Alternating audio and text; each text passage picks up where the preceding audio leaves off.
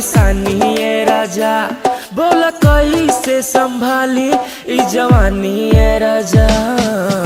सैया जी सुनी हमरा बात के, कैसे हम मिले आई दिया राम रात के। सुतल होयन बाबूजी घर के दुआरी, तू अंगना के पार कर आव पिछुआरी। 10 डेग चल बुत पार फुलवारी, ए करे जा धीरे चल पहले बाड़ू साड़ी। आव कभी जान खरियानी ओरी हो, हम बानी करिया तू गोर बाड़ू हो। एक बीता जमीन हम छोड़बे ना करेम, त तहारा के जान बोला काहे छोड़ी हो। कोचिंग जाए के बहाने हमसे मिल ना हो, दे हम काट के करे जाए अपन दिल दाना हो। ना देव जा तू अमर पाली हमके सारी लगी दाढ़ी में, ए मोर करे जा, ए मोर करे जा, तू तो निक लगेलू साड़ी में।